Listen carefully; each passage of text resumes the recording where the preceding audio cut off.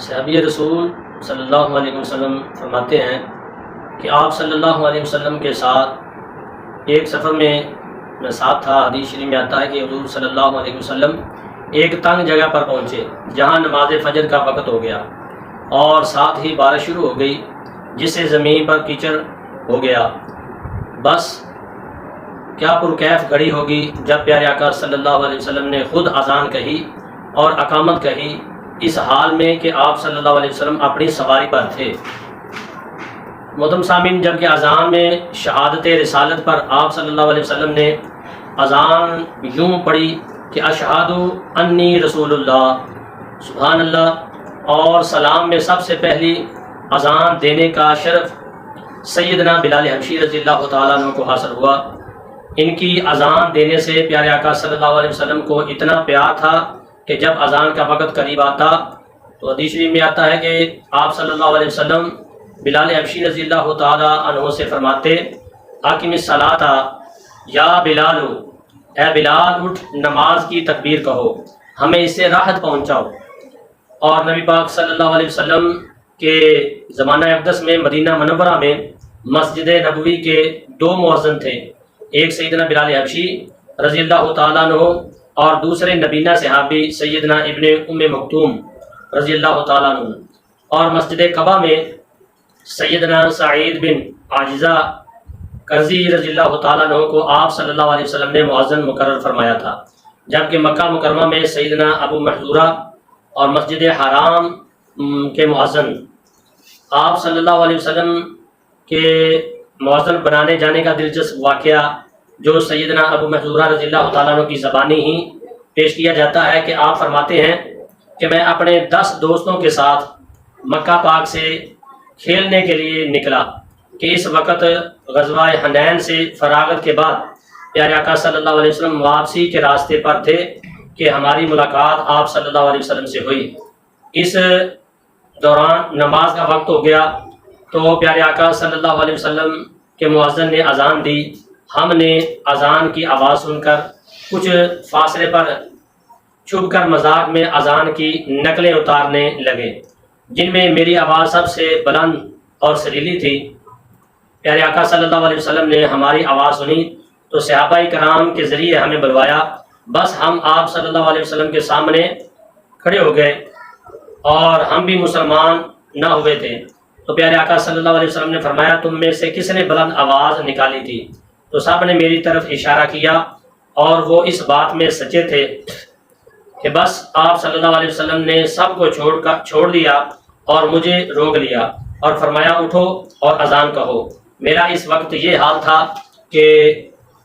سب سے زیادہ مجھے پیارے آقا صلی اللہ علیہ وسلم اور آپ صلی اللہ علیہ وسلم کے حکم سے نفرت تھی، تو میں مجبوراً کھڑا ہوا اور آپ صلی اللہ علیہ وسلم نے خود مجھے اذان سکھائی اور میں نے کہی۔ تب آپ صلی اللہ علیہ وسلم نے مجھے بطور انعام ایک تھیلی عطا فرمائی جس میں کچھ چاندی تھی۔ پھر آپ صلی اللہ علیہ وسلم نے میرے سر اور پیشانی پر اپنا مقدس و معطر و منور دست اقدس رکھا اور چہرہ تک دوبارہ پھیرا، پھر ہاتھوں پر 2 بار ہاتھ پھیرے، پھر میرے سینے پر اور میری ناف تک پھیرتے ہوئے پہنچائے، اور پھر آپ صلی اللہ علیہ وسلم نے فرمایا کہ اللہ تبارک و تعالیٰ تم پر اپنی برکتیں نازل فرمائے۔ بس میرے دل کی دنیا ہی جو ہے وہ بدل گئی، میرے دل میں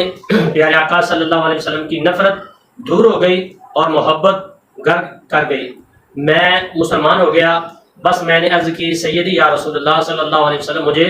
مکہ مکرمہ میں مؤذن مقرر فرما دیں۔ تو آپ صلی اللہ علیہ وسلم نے فرمایا کہ تمہیں مکہ پاک میں مؤذن مقرر کر دیا۔ پھر محبت اور عشق کا یہ عالم تھا کہ سیدنا ابو محذورہ رضی اللہ تعالیٰ عنہ نہ پیشانی کے بال کٹواتے تھے اور نہ منڈواتے تھے، کیونکہ پیارے آقا صلی اللہ علیہ وسلم نے ان کے سر پر دست اقدس پر اپنا دست اقدس پھیرا تھا، اور پھر وہ بال بڑھتے ہوئے اتنے لمبے ہو گئے تھے کہ جب آپ بیٹھتے تو زمین سے لگ جاتے۔ اس حدیث پاک میں اہل عقل کے لیے کئی سبق ہیں کہ یہ آپ صلی اللہ علیہ وسلم اگر چاہیں تو اپنی مرضی سے کافر کو مسلمان کر سکتے ہیں۔ یہ کہ آپ صلی اللہ علیہ وسلم کی ایک توجہ سے دل کی دنیا بدل جاتی ہے اور دشمن محبت کرنے لگ جاتا ہے۔ آپ صلی اللہ علیہ وسلم کے تبرکات کو سنبھالنا صحابہ کرام کا شیوا مبارک تھا وغیرہ۔ محترم سامعین، اذان جہاں مومنوں کے لیے جامع فرد ہے، وہاں انسان کے ازلی دشمن شیطان لعین جو ہے، اس سے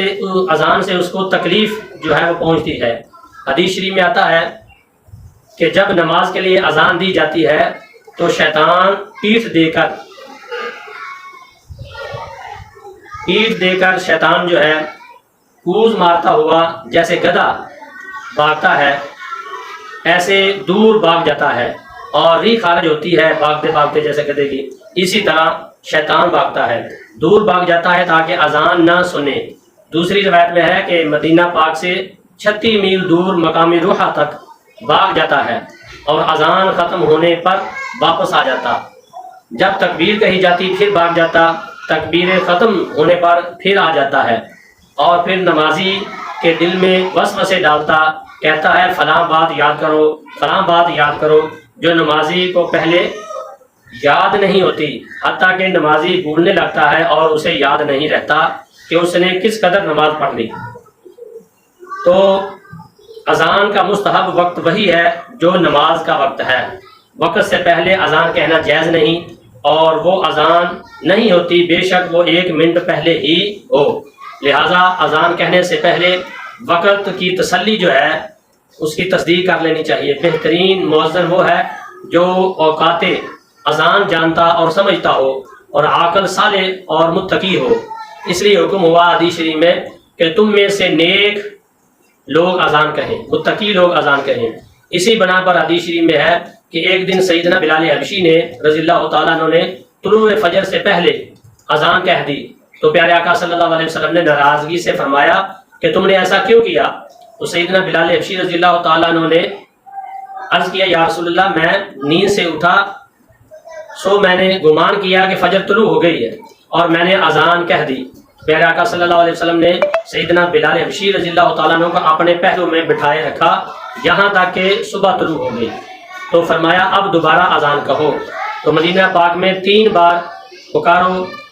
الا ان العبد قد نام، خبردار ہو جاؤ بندہ سو گیا تھا، اور وقت سے پہلے اذان کہی، تو انہوں نے دوبارہ اذان کہی۔ ایسے ہی حدیث میں آتا ہے کہ سیدنا عمر فاروق رضی اللہ تعالیٰ عنہ کے مؤذن سیدنا مسروح تابعی نے رات باقی تھی کہ اذان فجر کہہ دی، تو آپ نے مؤذن کو اذان لوٹانے کا حکم فرمایا، لہٰذا بر وقت اذان نہ کہنے پر پیارے آقا صلی اللہ علیہ وسلم مؤذنوں سے فرماتے تھے اللہ تبارک و تعالیٰ سے ڈرو اور اذان دوبارہ پڑھو۔